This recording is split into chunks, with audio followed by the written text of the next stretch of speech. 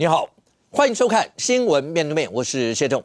来，一看为你介绍，今天要请到的特别来宾，左边第一位台北市议员颜若芳，五哥好，大家好；资深媒体人陈敏凤，大家好；资深媒体人康仁俊，大家好；右边为你邀请到立法委员岳元之，大家好；桃园支援备少将俞北辰将军，大家好；时事评论黄义中老师，大家晚安。好，那对于包括许富正医师或是像郑如新，然后这两位这2天是不忍的吗？所谓的不忍是好，那陈佩琪已经说要告了，那对他们来说是真的，因此就打算收什么？因为大家一直问说脸书关是什么意思呢？看起来他们就直接说了，包括许富正就直接讲，他是真的在2014看到柯文哲回去，然后几次跟他在车上看到装钱袋子，然后包括郑淑娟甚或直接讲2014他就是直接点钱交给陈佩琪，甚或直接讲他是不是就是所谓的大掌柜啊，类似这样一些词。当然你要问另外一方面来看的话，陈战也讲说，大家何必要对陈佩琪这样吗？陈佩琪那说要告，可是对他来说，他的相关的一些回应，你不觉得对他来讲人性也是这个样吗？他们是怎么说的？让你听一下，来。佩琪姐，请问有打算要对他提告吗？所谓是这个柯文哲主席在被羁押之后捐的，我根本没有看到，这就让我有一个很深刻的感触，就好像当时这个许富顺医师他说他曾经亲眼看到陈佩琪有收下一些钱，然后呢没有存入到政治现金专户，拖了一个份之后人就跑了。跑了之后呢，他就不解释了，然后呢，留下那个被他泼粪的人得去解释这一切，这对我们来说真的公平吗？再来，我要说，这450万的捐款，他们要不要捐都可以，这根本不是侵占。这笔钱是柯文哲主席因为授权他的肖像权给木可公司，所以木可公司提供给他的肖像费，这是他个人的所得。我觉得也拜托大家，我觉得陈医师他其实真的非常非常的痛苦哦，他要一再的去翻找这些过去的记录，他没有犯罪耶。任俊是，谁叫柯文哲捐了450万？他自己说的，他自己说的，他自己说的。那包括许富顺跟郑淑馨这2天是因为被讲多了，他们就干脆大家不忍，因为你听到这个说法更直接了一些。他们讲的比了，甚或连郑淑馨是直接讲到2014年了，他是直接把钱点给陈佩琪，然后你是大掌柜，还说那时候闹离婚他就安抚，也就是说大家要战来战，要宣来宣，是这个样吗？我先讲那个450万就是说我其实很难理解，就是说民众党到现在为止谈到木可公司的时候，一副好像它就是一个合理跟正常的商业行为。所以讲说450万，柯文哲不是侵占，就是因为他把他的肖像权授权给木可公司，所以有这个450万。但我先回问一句。木可公司今天去给柯文哲的那450万，难道不是以你的竞总拿去给木可公司的吗？柯文哲作为一个民众党的那个总统参选人，这个竞总是为了柯文哲要选总统的，结果后来柯文哲因为把他的肖像权授权给木可，导致竞总必须要搞1000多万去给木可公司，结果木可公司拨了这个400多万，然后你们就没有，这就是正常的行为，因为柯文哲授权了他的肖像去给木可。我永远不懂这个逻辑不好意思对我的小脑袋没办法理解这种逻辑跟这种论述是没办法说服我的。因为如果柯文哲他今天竞总，他今天就直接给竞总用就好，为什么要拿一个木可公司出来讲说不好意思，竞总必须付我钱？更不要讲之前民众党在那边解释说那个叫做授权管理的费用，到最后又拿那个1000多万又出来讲说不好意思，我们又算错了，他认知错误，我们要去跟他讨1300多万回来。你到底在演哪一出？木可不就是柯文哲的公司吗？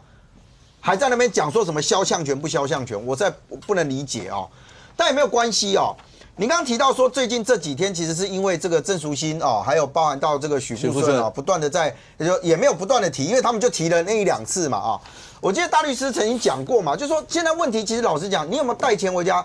我跟你讲在座有选举过的，你今天到募款餐会里面去，如果真的有人募款给你这真的在当下给你了你钱不带回家是怎样？放在路边吗？问题不在带回家，就你带回家之后，你后续的行为做了些什么事情？我觉得这才重要嘛。就你今天到募款，不好意思不能给我，不要，那你去募款商会干嘛？又不是250，我觉得这也不用搞得好像多清高一样。可是问题就回来了，我其实不太能够理解的是，民众党在这一段时间面对到质疑的指控，也就是郑淑馨的身份是什么？他在2014年的时候帮柯文哲做募款的执行长，表示他经手过的或者他接触过的或什么的，按照郑淑馨的说法，不是单一笔而已，其实有非常多笔。那所以才有后面的那些过程。其实你看，包含到许富顺的那个说法哦，许富顺他的角色是什么？他跟史书华不一样，史书华只能讲他个人的10万块，但这个许富顺因为他有讲到说，他其实在2014年的时候也帮柯文哲做这个所谓政治现金的金流的那一块，他也有处理到。所以当他们今天就讲到的那一块，你其实真的讲说，对我在他的车上我有看到钱，他去参加募款什么什么的拿到钱，我觉得对一般民众来讲会觉得合理，你知道吗？包含到说啊，因为郑淑英有讲了几个细节啦啊，说什么这有没有吵架？老家我不知道啦，因为柯文哲曾经公开讲过，说我结婚当天我就赶快把印章啊、存折啊、提款卡什么都交给陈佩琪，后面那一句是什么？不然会吵架。我不知道对柯文哲来讲是不是陈佩琪就是一个没有看到钱、没有拿到钱就会吵架的人，因为那是柯文哲说的哦。可是我觉得大家都会觉得，就是他们所提出的那一段是他亲眼看到，或者他曾经经历过的那一段，他没有后面去指控说，哇，你陈佩琪把钱污走，或者其实没有吧？你如果看他所有的对话，其实没有哦。但民众党把它延伸成为说，你今天看说我拿了钱回家，就代表我把它污掉。我觉得这个对价，我记得大律师曾经讲过嘛，后面要去证明的是什么？你们也没有否认说你们真的有拿到这些，所以后面你要回来证明的是你有没有把钱存去。好，民众党聪明，他没有那么不懂法律常识。他今天跟你说什么？哎，那你们举例子嘛，你们就讲嘛，谁嘛，什么时间嘛，有没有拍照嘛？哎，谁会说不好意思，我要给于将军政治现金哦？哎，将军，我们来拍2张照片，我们2个还这么夜，然后留下一个证明，上面还写上时间日期。你这不是强人所难？所以我跟你讲，就这件事情，老实说哦，他到底搬了多少？有曾经回家过夜哦，然后有没有存？我不知道，因为那一段不是我要去证明的，是你们自己要去证明。就说这个过程当中，其实暴露出来的是，对陈佩琪来讲，为什么采取这么直接的方式，甚至是有陈志汉出来？你看陈佩琪自己本身没有回应啊，他被问到是没有啊，为什么？因为我们很难理解了啊。即使过去可能于将军，我们跟他比较熟了，我们就拿去做例子啊。比如说于将军可能过去支持过我，他可能现在对我有不满或什么的，我们理论上面来讲，还是会顾在当年他支持过我的态度上面。我们可能会想说啊，想办法解释一下啊，或者是有什么误解，我们其实可以好好说。很少看到那种啊，不好意思哦，你已经诽谤我，严重损害我个人名誉，说我告死你，这鱼死网破吗？还是翻脸翻到底？可是陈佩琪还没有告，他没有哦，所以我就讲，就是说陈志汉把这个张力拉到10足，每一个都点名，每一个都讲，但最后陈佩琪没有采取这个动作，我认为陈佩琪没有采取动作反而合理，你知道？但问题是，他写了脸书，他写了脸书跟人家讲说我要提告，所以我觉得这是后来会变成就是说。陈佩琪在过往的人设里面被认为，他可能真的只知道柯文哲有拿回家的钱，而不知道柯文哲在外面多少。因为最近这一段时间的几个政治现金的那个钱，看起来只到柯文哲到橘子，因为柯文哲的那边就是我也不知道多少钱，然后橘子在旁边箱子拖了就走啊，又交给李文忠，没有一个回圈说有回到陈佩琪这个点。可是当今天。一个柯文哲那个时候一直不断的对外说服大家讲说，2014年我柯文哲这样有多干净，我2014年我柯文哲一个清清白白的，甚至5哥最喜欢举例的，他还提早关账，跟大家讲说我钱够了，我不要了，所有东西公开给你看。现在被发现可能有污点，我所谓的污点不代表我虽然讲可能哦，请记得哦，民众党朋友啊，我讲可能哦。就当你这个可能出现的时候，其实会毁坏的是，现在还有一些支持者觉得，2014的柯文哲跟2024的柯文哲是始终如一的。2024的柯文哲今天被弄成这样，就是你们没事去翻人家的账，就是你们想办法在那边找漏洞，就是你们想办法入人于罪。但是这一些2014曾经跟在柯文哲身边的人，现在告诉你说，其实他们看到的景象不是。当时呈现给你的状态，你不觉得这时候的郑淑馨跟这个时候的许富顺，一部分来讲，有点像是大妈老司机朱慧龙的角色吗？你觉得这些人都曾经是柯文哲身边没事可以跟柯文哲传讯息的，可以跟柯文哲讲上话的人，而今天他们也出来告诉你讲说，其实真实的柯文哲。不是你们看到的那个样子。关账的这件事为什么会一再提？平常讲，那关账那个时候，我相信对国内不管是政治人物，或是像我们主持真人节目这么多年，或是跑媒体，好，敏凤在媒体跑这么多年，一定会，我不敢说是不是一定会感动每一个人，可是他确实在国内政坛是以前很少，几乎不会有人这样做吧？就是我告诉你不用了，够了。选举何必一定大家都要把每个人的钱，然后抖内到这个地方，用不完要干什么？够就可以。我可以靠着每一个人的1分钱、少钱，我可以打赢这场选战，够了。很多人是这样感动的，不是吗？你可以翻以前那个时候我们在讲这一段的时候，那时候是告诉大家谁敢这样做，谁曾经这样做，那个感受。好，现在看起来。出了这么多的事，你会用什么样的角度再看以前的那一块？这是陈佩琪或是陈志涵说要告许富顺或是郑淑馨最主要的原因吗？是因为你们怎么可以去破坏柯文哲从2014年开始的这个人设呢？是这样子吗 ？OK， 现在看起来，将军，那是因为你们不能从2014年开始去毁掉他的人设，是因为这个原因吗？要告。可是换一个角度讲，陈佩琪刚才记者大家有看到吗？记者去堵麦，他你不是要告吗？或者到目前为止最起码还没有告，没有告，是因为这2个人如果真的告完，就像郑淑馨讲，要告就告啊。他说我还当面把钱拿给你，然后去这样让你点那个钱，或是你们之间他会提说你们吵架或什么要不要闹离婚，是表示说我跟你们的交往有多深的意思。这2个如果把所有的人全部掀出来，对柯文哲对陈佩琪不见得好啊。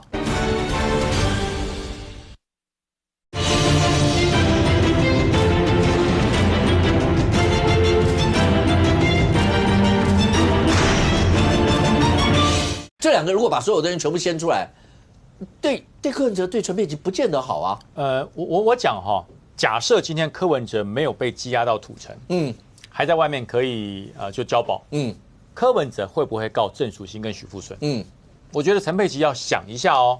如果今天柯文哲没有被羁押，而许富顺跟郑淑馨也出来讲了这些2014年可能有一些金钱交代不清楚的一个状况，柯文哲会不会告许富顺跟郑淑馨？我认为不会。因为柯文哲连告端木正都后悔了。因为没有一个人会去告自己当年身边最亲密的战友。没有人会告。即使后来翻脸了，说句实话，我们也吞了。为什么吞了呢？你曾经帮过我。或许我现在做一些事情让你对我非常不谅解，但是我不会去告你，因为这种状况我很多啊。我以前在国民党啊，这多少以前我在当主委的时候支持我的人，后来都在骂我。我没有告过任何一个人，我没有告过任何一个人。为什么？大家曾经肩并肩一起打过仗，大家曾经以前走在一条路上，淋着雨吹着风，为了自己的信念走下去。现在你我的信念不一样，但是我讲嘛，分手不出恶言。我不会去告你，连骂都不会去骂你，何况我会付诸公堂去提告。这是最笨的事。你对于现金超过你的良心，所以我才会出来讲。那这个时候，柯文哲，如果你在外面可以自由之身的时候，你还会出来说许富顺我告你，郑淑馨我告你，你告他们是要让这个事情烧得更大吗？是要让所有的柯粉对柯文哲还残存的一点点2014年当时大公无私不贪财的柯文哲全部破灭吗？我相信柯文哲在外不会告。另外我讲到陈志涵，陈志涵就是非常非常让人觉得不解，你到底是柯文哲的救星，还是柯文哲的扫把星？我真的不得其解。柯文哲的450万，从竞选总部变到木可，然后由木可再汇到450万给柯文哲，这个流程检察官已经证明了，就是这样子流的。而且木可所得的1500万是从政治现金的10%里面过来的，这已经获得了检察官透过李文忠证实是事实。而且陈志涵还说他已经说是政治现金了，那是死棋啊。我觉得这些事情曝光了没什么了不起，因为除非不是你讲的，除非这些对话不是你跟柯文哲的对话，别人栽赃给你，你可以出来噗噗跳。可是今天他并没有说的不是他讲的，他说怎么可以把我跟人家的对话全部公布出来？那就表示是嘛，有说嘛，有讲嘛，你知情。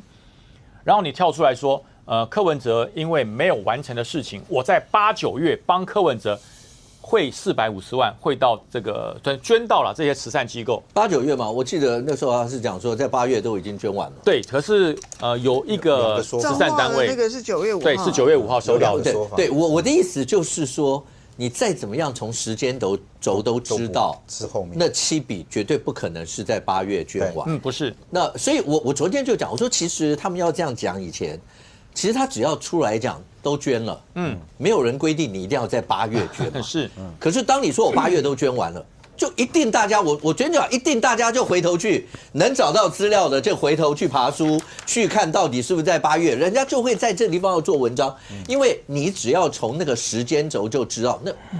8月29，柯文哲昨天我们有放那个镜头嘛？柯文哲在一次澄清记者会说该捐就捐，那我也不知道会有那些钱。8月30号早上7点被搜索，包括党部，包括柯文哲家。凭良讲，那个兵荒马乱之下，谁会想到那450万该怎么去捐什么啊？那是正常的作业哦。而且8月30号礼拜五，8月31礼拜6。你告诉我，你光处理柯文哲那时候要被收押，然后在打这些官司过程当中关心他都来不及了，你要去做这些事，真的没有人会苛责啦。但我的意思就是说，就根本不要讲我8月就捐完了，何必呢？而且8月29号，柯文哲说会把它将捐做，而且他当时的用字叫将捐做公益之前。是。还有一个民众党的发言人叫吴怡轩，被问到450万的时候，他说那笔钱已经全数用作党务及捐作公益使用。就他的讲法已经在柯文哲之前已经有党务跟公益使用，后来才有柯文哲说的是将捐做公益。后面的就是刚刚主持人讲的。而且柯文哲呢，昨天在29号讲的是，他根本不知道有那个钱，是对，也不知道李文忠为什么你要把那个钱汇给我。对，所以我的意思就是说，真的这些事，也许有人觉得他就是芝麻蒜皮的小事，将军、任俊。你们大家干嘛抓人家这些东西？但我还是回到呢，其实你静心想一想，像陈亮，他根本不要跟你讲他什么时候捐。如果我就讲我就捐了，我列一个表，对，我就捐了嘛。对，这件事也是啊，这件事许富顺他的词，刚才志翰的词是讲说，许富顺你怎么会出来泼一个粪？而且您那个粪是说，然后有带钱回家，然后没有入政治献金专户。许富顺的原文是：我亲眼见到这些金额被带回家，就是师母你口中亲朋好友的红包吗？然后我亲眼见到这些金额被带回家，内心不免唏嘘。其实如果你回来就讲说啊，许医师，那谢谢你的关心，你误会了。那这些就是刚刚讲，那晚上参会，银行又没开门，因为他们后来也是这样讲。对，晚上参会，银行没开门，他是带回去以后，但第二天我们都有入相关的政治献金专户。那如果你有任何怀疑哪一笔的话，你来问，那我们一定都会提供相关人的一些结束。但是一直觉反应就是我要告你。你凭什么这样讲？五哥，如果陈志翰这样回复，他就不是战狼小姐姐了。这不像他的口气嘛？你看他回复的这些口气，那泼了粪就跑，像不像这个陈佩琪那篇 po 文？又是乌龟，又是狗屁屁的，对不对？所以这两个口气跟那种气魄，看来比较像陈志翰，不像陈佩琪。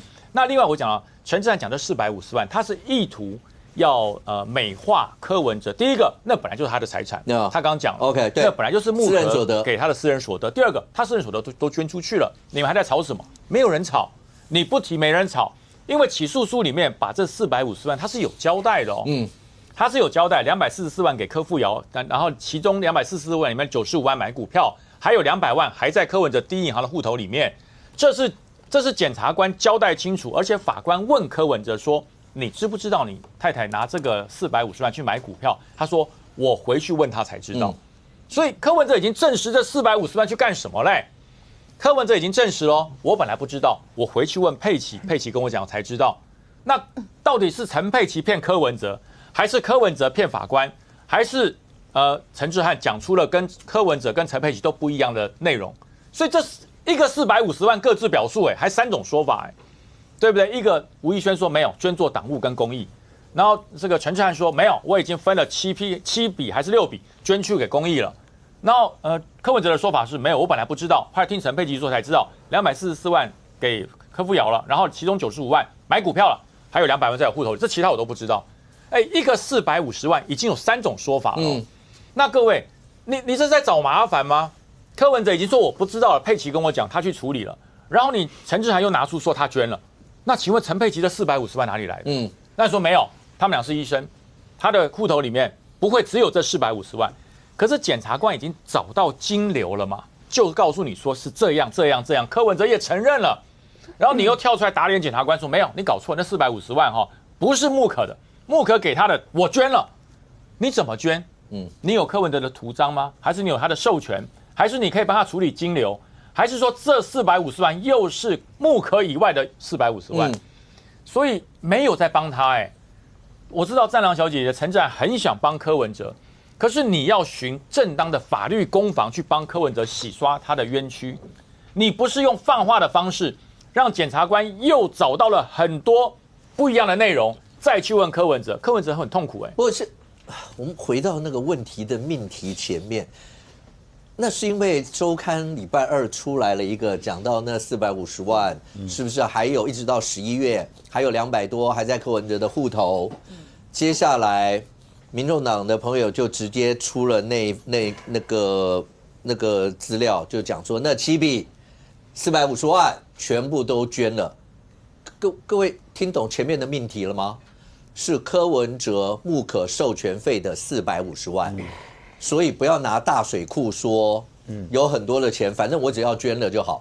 命题出现是因为周刊出现了那一则报道，然后民众党的朋友就出来说没有，那450万木可的那450万授权费都捐了，所以才会出现大家开始在时间轴，任俊才会把包括吴怡萱开始讲的跟就连柯文哲都是到29号才说，我根本不知道我有那笔钱，该捐就捐，未来将捐做，在他的将以前。然后你们大家都说都已经拿作党务或者什么，所以才会出现这些。我还是回到那一段，其实民主党朋友根本不要在这里面，要不然就我刚刚就讲都捐就算了，要不然的话就是像许富顺这些也这样，因为这些的时间轴就是木可授权金450万，我就要讲他是因为周刊礼拜2出了这个，要不然真的就干脆都不要理周刊，他写什么东西你不要理，这样就不会出现这些时间轴是在。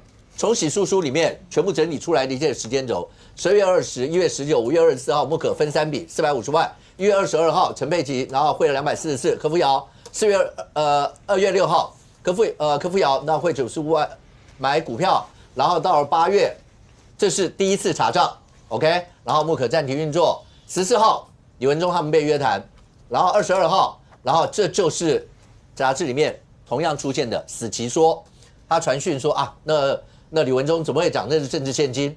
然后8月28，木可汇款给柯，这时候曝光，吴怡萱就讲说有人在带风向，然后刚刚讲说是不是都捐了？8月29，这是一次澄清记者会，还记得吧？就柯文哲请假那一次，然后这一次一大早橘子出国，柯文哲下午鞠躬道歉，然后同时请假，承诺450万全部捐出。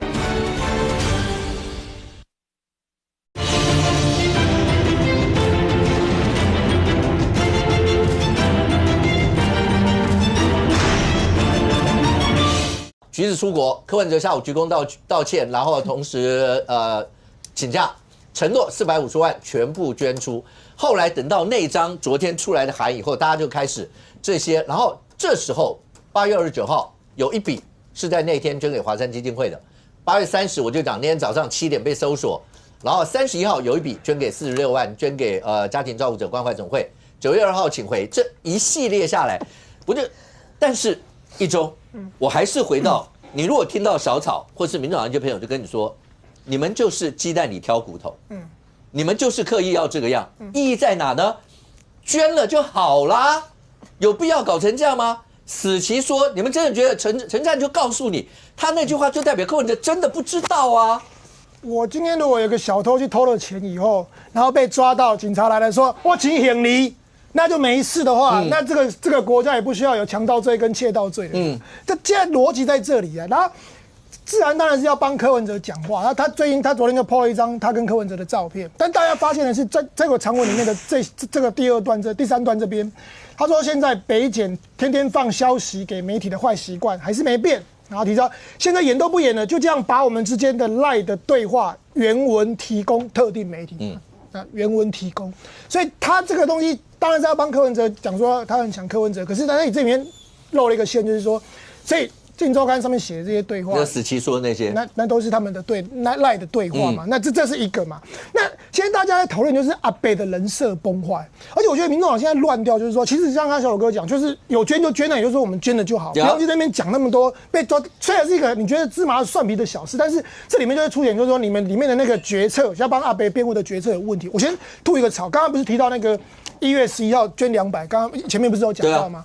连他们里面的发言人都搞不清楚。这个是他们的发言人徐千晴，之前当过高虹安的发言人，他在他脸书就 po 这个，他说这一张图是假的，此图为假。1月11号1人200抖起来，这个图是假的。因为最近他们不是说1月11号要上街头嘛，然后就有网友翻出柯文哲去年的这一张图，然后就在那边就是拿这张图，就徐千晴就说这张图是造假，是造假吗？这是你们阿北在去年的1月11号自己 po 的1人200抖起来。然后他的发言人说这张图是造假，你这个东西就是我都不懂，你们到底在搞什么？他以为这张图是要讲这一次1月11号的电钩，但是其实这是去年2月11号大选前2天，他小草抖起来，对嘛？人家只是在讽刺这件事，还是你们太急了。对他完全搞不清楚状况，他就乱抛，这种东西被当作笑话在笑。然后我还要讲的是说，柯文哲的人设最近他就开始就现在发现说，他过去那个清廉的形象，好像无害的不贪的那种形象，整个大崩坏，所以网友就开始一个一个去翻，所以又翻到一个。这个是柯文哲，因为他选总统嘛，2023年他不是选总统嘛，这个是11月的时候，他去高雄大学演讲。你知道那时候不是候选人都要去大学跟大学生接触吗？他这里面有提到一句话，就是说他最讨厌那个他当台北市长任内，他最讨厌遇到天灾要捐月薪，就没送。他说只要发生什么像普悠玛或者是那种什么地震啊天灾，就是说什么首长要捐1个月薪水，就没送。他为什么没送？他说我又没贪污，钱从哪里来？每次要捐1个月，我就很气。我又没贪污，钱从哪里来？如果你没有贪污，叫你捐，大家可能就想说，对啊，首长的钱1个月不就10-20万，为什么要捐？这个时候你已经拿多少钱了？从起诉书里面，这时候你私下收的那些政治现金已经多到不胜枚举。他们有说错，政治现金私下收跟贪污是2回事，元之对不对？这个逻辑是对的嘛，对不对？那他们现在讲啊，他们说，因为就提到那个史书啊，不是10万块收据就开嘛？他说，那如果有捐的，我们就都给啊。好，那现在网友就说，那像谢国良的妈妈林曼丽不是捐了200万吗？那你们要开收据吗？这个没办法开，因为按照个人的政治现金捐给政党，1年是30万，这也是为什么朱雅虎。他不是自称说他已经那个这里面有汇款的问题嘛？因为他不是少了7个人头，每个人捐30万到民众党嘛？因为捐30万的额度就上限，所以他必须要凑7个人。那你现在谢国良的妈妈捐了200万，我问你这什么要亏政治现金的收据？还有起诉书里面还提到光民众党柯文哲 A 掉民众党的钱的还有谁？文华东方的董座林命群200万，也是政治现金抖内给民众党的。我问你，这个要怎么开收据？还有一个那个。信义房屋创办人周俊吉的配偶也是200万，也是私下给的政治现金。我问你，这个要怎么开收据？这些柯文哲侵吞要给民众党的政治现金这件事，包括他的那个梁秀菊，当时他们的财务长也证实说，柯文哲从来没有拿钱到那个，就是没有这些钱没有拿进民众党党部。那难道你们梁秀菊讲的财务长讲的有错吗？所以北检起诉柯文哲4条里面有1条就是柯文哲侵占了民众党的政治现金，这一条被起诉有期徒刑5年了。民众党没办法解释这件事呢，他们现在只能就他们有利的部分，可是我觉得他们已经整个乱了方寸。所以我刚刚讲这几个，请问你们要怎么去解释？他们从来不敢解释呢。你敢发脸书说什么这个你敢发脸书？刚刚讲的那几个200万的事，你敢提吗？那提都不敢提。然后除了这个以外我觉得因为柯文哲整个人设崩坏，除了钱的部分以外，另外一个也很有趣，这也是四叉猫今天抛出来的。他说2020年的柯文哲，他说某幕僚提供的赖的群组的内容，这里面这个是柯文哲因为他们那个为了要确保柯文哲本人跟他账号，所以这个柯文哲真就是柯文哲的本人，在他们幕僚提供的。这是柯文哲抛出一张照片，这应该是那个柯文哲说青山王公祭要不要弄这一团来表演？性感女版8家将，地点鹿港天后宫。也就是说，天后宫有一个8家将，8家将现在我们性别平等，不一定要男性，女性也可以担任8家将。好，但是问题柯文哲看的角度跟一般人不一样。我们看女性的8家将，我们看的是性别平等，大概拜型男女都可以。一款 MC 呢，一款是性感女版八家囧，一被追啊，义工，而且竟然还有网友，他的幕僚说可能要问青山王，可能就有点说，立马看差不多，这个也要弄。那柯文哲下面回说，我看是会增加收视率，应该有助于观光人数的增加。你这个整个人设就是说，人家在拜神，你想到的是，你把这个八家将是代天巡狩的那个神明的那个所谓的家将，是保护他们的。你把它只想成是好像就是物化他们，就是好像脱衣服那种感觉。这个阿北你的人设，那阿北人设是不是这样呢？其实我又去帮他爬书，他差不多就是这种人设。这个是他也是2023年那时候8月的时候，他们办了一个那个因为柯文哲不是被有标签，就是人家说她是丑女或艳女嘛，所以他们那时候就办了很多场那个所谓的姐妹选择之友会，就是专门找女性，然后就找婆婆妈妈、那姐姐妹妹来支持柯文哲。那办这个我觉得没有问题，8月的时候办的，2023年。但是你办的时候，在台北的这一场下面，你找空服员，然后你叫他们穿这个很 sexy， 有没有那时候穿窄裙这个 sexy 的，然后在那边摇来摇去的？请问这件事情？姐姐妹妹跟空服员穿这个扮装，这什么意思？这个东西很瞎嘛。那所以后来隔几天，桃园的空服员职业工会他们就出来直接批评这件事。所以今天你们会沦落到这个下场，民调会掉到这样子，一定有它的道理在。但是他们还是不断的，我觉得，我后来我最后想一件事情，为什么每次讲他们就一直要出来讲？他们是不是觉得负声量也是声量？就是说，他觉得你们骂我最好，你们越骂我们的那个能量越大。事实上，现在的情况是，他们确实有一群能量集结在那边，他们把外界这些对他们的批评，不管是善意批评或恶意批评，他们认为全部都是政治的迫害。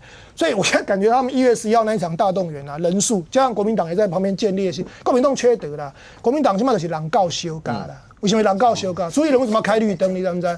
因为白绿相争，这就是鹬蚌相争，谁得利？国民党要不要坐收渔翁之利？可是如果真的这样的话，敏凤，你同意是负声量也是声量吗？还是对他们来讲，就觉得是批评的人就是吹毛求疵，是这个样子？譬如我刚刚讲政治现金这些，人家就是要捐，你管他是谁捐谁，然后你们就找人家要收据。可是民众党也不是吃素的啊，陈智菡就直接回啊，捐款当事人如果要，我们就给。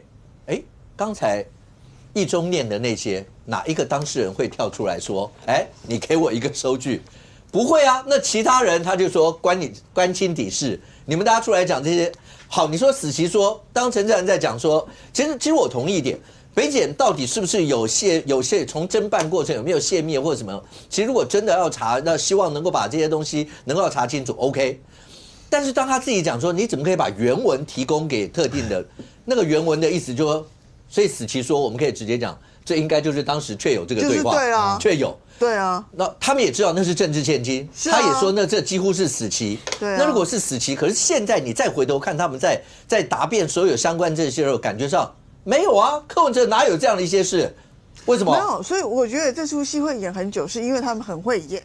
真的，尤其是陈智菡，我真的觉得他是被政治耽误的演员。他在这个核心的剧组里面，就是党里面的剧组里面，他一个精明能干，他就知道这个死期。就是李文忠，你这个人就乱讲。你怎么讲？你讲成那样，这讲就是死期。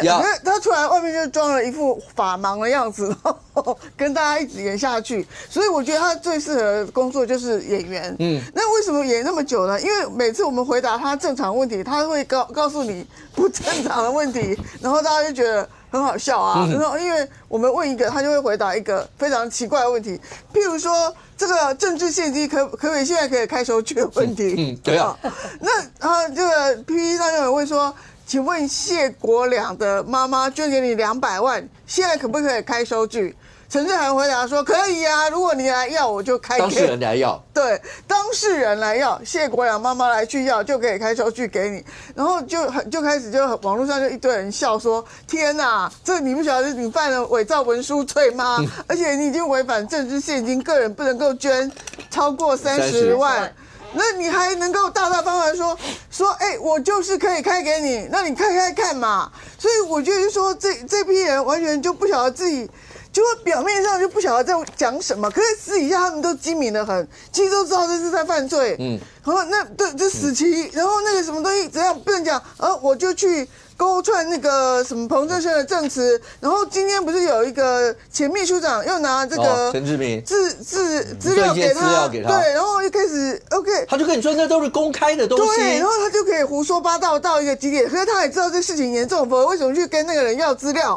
那不是就证明了一定发挥了很多的影响力嘛？因为虽然你离职了，那我可能把你扯进来，所以我跟你要资料你就给我了，所以他们私底下都知道这是一个什么样的事情。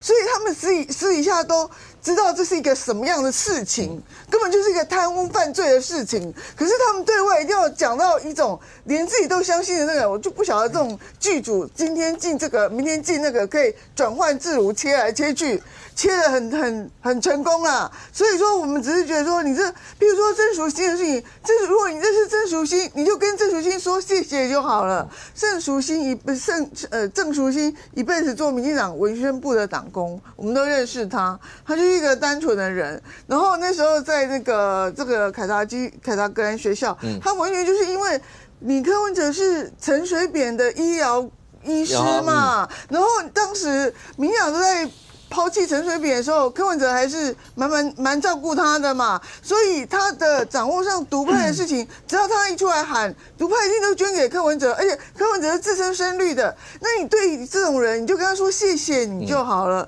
然后你偏偏你说要去告他，看谁告赢嘛。而且他手上应该会有很多资料。是啊，他还告诉你说你们当时要闹离婚，我还被逼要去你家，然后当着陈佩琪的面数给陈佩琪看，你陈佩琪才不生气啊！如果你再继续讲下去，淑馨会讲什么？真的很难听所以说那你看那个，比如说你政治现金的东西，我们只是不想拆穿你那8笔这样列，你那7笔列下来，你也没有列日期，也没有弄什么公告。那所以北检的起诉书121页就告诉你说，这个账号就是第一银行这个账号里面还有200万，可是你偏偏就要出来跟大家争说已经捐光光了，然后又拿不出人，那我们就很傻眼啊，不晓得怎么办。然后后来这个讲实话的人就只有这个人叫梁秀菊的，他说柯文哲涉贪政治现金，民众党的财务长证实钱都没有进来。就是说，这个里面终于写到张义善了，大家的好朋友张义善，然后他就说这个有证明有责任额，黄珊珊、张义善还有蔡壁如都有责任额，然后柯文哲身兼党主席，有各150万的责任额，然后加起来是300万，但是后来择一就行了，就150万就好了。然后这还有高虹安等等，后来梁秀玲说，柯文哲从没有拿现金或等政治现金到民众党的财务部入库，包括那个450万，好，你就不要说那450万，连他该缴的150万的责任的这个政治现金他都没有交。就是这样子嘛，所以你现在还要跟我们争什么争呢？所以说这就很奇怪，所以大家就问你说，你第一银行的账户，重点在于你第一银行的账户到底有没有捐完嘛？但是不可能捐完，否则你北检的起诉书是写假的那你去告北检啊，你不要骂就好，你就去告北检看看嘛。OK， 其实北检现在也在传第3波那个泄密案啊，我追踪前2天碰到那个进检的。记者现在还在传嘛，对不对？第3波，他已经被问过2波，现在传第3波，就是因为那个他们有个廖律师叫，以前那个联合报的总编辑的老公，忘记了，就是要去告泄密案嘛，所以又在传，又在办，也在办泄密案啊，所以民众党其实北检对你们都很好了，我们都觉得北检根本很宽容，该收的地方都没收6000万到3亿曾经在你们家，那教局子搬走以后，到底移去哪里？我们都怀疑是新竹啊，很多人抓出来以后都是在老家处理的啊，比如林医师也是在老家处理的啊，为什么老家都不收？所以以我觉得你不要一天到晚骂人嘛，你就是好好讲话，把事情讲清楚。那你问题就是，你可能就是你真正的就是那个 LINE 上面的对话，通通泄露出来，你就明明知道是一回事，就是你就是贪污，你就涉犯罪了，然后你不敢讲，你就随便胡诌，然后开始骂人这样子。我刚刚讲，如果北检要查这些的话，应该查，就是到底为什么会是这个样。可是其他的部分，那起诉书里面，我刚刚讲，包括那些资料从起诉书里面那揭露下来这些，所以若芳这里面看，刚才敏凤讲，像前秘书长陈志明，那一块说有没有资料，是他有拿一些资料给他，包括北市府现在也在讲，要回头去查是不是不能够给的一些相关的一些资料。可是陈站就跟你讲，那都公开的啊，公开的资料有什么不可以给的？我觉得很好笑哦，陈志涵他今天是讲说网络上查得到公开的资料。你就自己上网查就好啦，你自己上网查，自己下载列印出来。如果人家没有印表机 ，USB 存来去 7 也可以印，好不好？那你为什么要陈志明从市政府拿网络上公开的资料再交给你呢？所以你到底交了哪些东西出去？好，那陈志仁又讲说，那时候那个北检又还没有侦查，这怎么会有串证呢？我跟大家讲一下。在这个在2023年的时候，其实监察院其实就在查这个案子了，有没有？然后2023年底的时候，台北市议会的政风处，其实那时候就透过议员，大家议员全部都在讲金华城这件事情，所以那时候就有要求蒋万安的政风处，你必须要去查这个金华城的案件，所以。监察院跟台北市政府其实都在2023年的时候开始有动作，跟收集所有的资料。到2024年的1月24号，是监察院把纠正文寄给了台北市政府。1月24号寄给了台北市政府嘛？那台北市政府在2024年的4月26号都还在调查所有金华城收集很多的相关的行政资料。那你说？监察院有查，台北市政府在查，而且台北市议会是强烈的要求说，如果政风处查出来有不法的行为，必须直接移交北检。那你怎么会说这没有人在查？所以你的这个陈志明是在什么时候交？2024年的4月28号。你把这些内容全部拿下来，然后给了你在台北市政府里面，你给了陈志汉。那你到底给了些什么？而且今天我们在台北市议会，我们就有问秘书处的秘书长，我说陈志明现在是不是还是参事？是。那请问一下，人事处有没有去调陈志明那时候是上班时间服务特定的政党人士吗？因为他这也不是服务案件啊，这也不是公众事务啊，这是针对一个台北市政府在调查的事情。好，那反正第一个陈志明这个我们要去调查。再来，你陈志明，你当时还是金华城很多的主持会议的人，那你到底，因为你是最知道状况的，你有拿了多少个内嵌的文件，还是说里面的一些相关的公文给了陈志汉？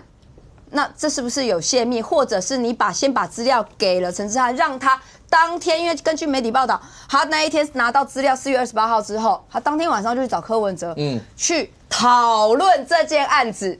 那你在事先讨论，你们大家会有警觉，就当然就觉得说，不管是台北市政府是不是在调查，亦或是未来要交给北检、交给检调，这些人都要有一些共同的说法，而且要干嘛？而且他们要先了解一下柯文哲当时是不是有写了些什么，或者是这些公文内容，这个都委会里面大家下了一些什么会议记录，你要先了解，你才有办法整理。所以你们那一天晚上，2024年的4月28号，陈志明交了什么东西给你们？你们在跟柯文哲碰面的时候讨论这些东西，所以这难道不是有一个讨论一个共识权吗？讨论一个共同的说法，未来以利在不管是遇到北检或对外公开说明的时候，他们就可以统一口径啊。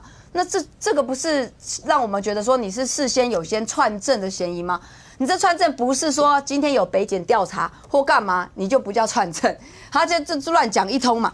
而且啊，我觉得这个现在不管是吴怡轩亦或是陈之汉，还是整个民众党啦，现在只要遇到柯文哲的事情，他们就是第一个，不管3721，先喊救驾救驾救驾，然后也不管那个敌人从哪来或者箭从哪里射，先喊救驾，救了之后开始就随便乱讲，包含你看像这个这个镜周刊就直接8月28号就讲说有450万这个，吴育轩讲什么？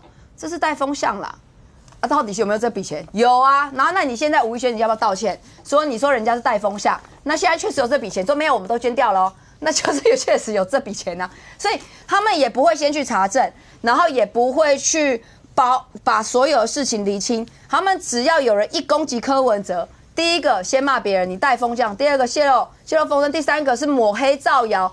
都用现在这样一贯的作风，先打了人家一场，然后最后自己被打脸，打到最后脸很肿，他们还是一样，就是说没有柯文哲是清白的，我们还要上街头，因为司法迫害。现在看起来，可是云芝，我讲你跟民众党的朋友如果聊的话，刚才提到的，不管是所谓的死期说450万，所有这些，他们某种程度会觉得说，是不是真的？你们这些人对柯文哲就是先戴个有色的眼镜去看他，所以才会是这样。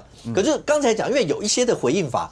某种程度真的不需要，也许像若芳刚讲的，救驾的结果就是每个人都先出来把话全部都讲完以后，总是会被找到一些你说有破洞啊，或者有什么这些，不是也很尴尬吗？可是这里头，尤其像橘子这个角色，反正只要橘子不回来，很多事情都没办法验证。可是这2天一直有一些传闻说橘子是不是可能会回来或者什么？你有没有听过像这些讯息？我没有，我是有看一些名嘴分析啦，就是说橘子应该快要回来了啦，然后说什么他的那个签证快到期，然后什么之类的。但我自己判断，我是觉得橘子应该是会回来，为什么呢？因为她现在手机给她男朋友保管嘛，那我就在想说，如果橘子她自此就是抱定的不回来，她手机就带走就好了，她为什么要把这个手机给男朋友？感觉好像就是说啊，出去一下之后就要回来了嘛，所以他其实是有想要回来的意思啦。而且我觉得他回来之后对柯文哲很麻烦，因为橘子这个人嘴巴应该是还蛮大的。你看哦，她男朋友为什么可以在法庭直接讲说这个柯文哲家里啊可能有存6000万到3亿？橘子你是这么机密，就是你是这么重要的一个柯文哲重要的幕僚，你可以把这个事情讲给你男朋友听吗？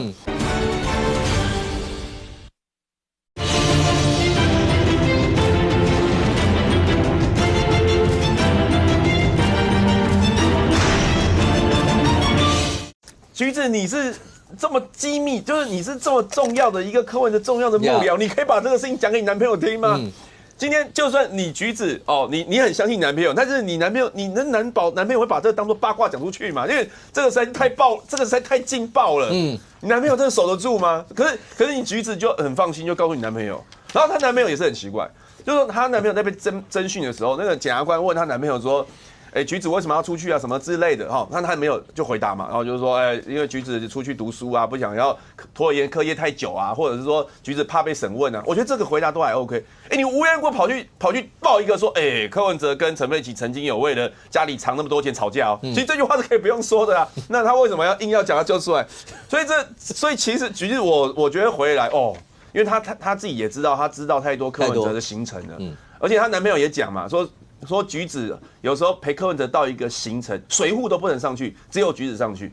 那橘子上去，他会看到啊，柯文哲是不是又拿了什么东西啊，或者是柯文哲到底谈了什么？那万一橘子一五一十的在检察官面前全部讲出来，那其实柯文哲的很多拼图就已经拼起来了。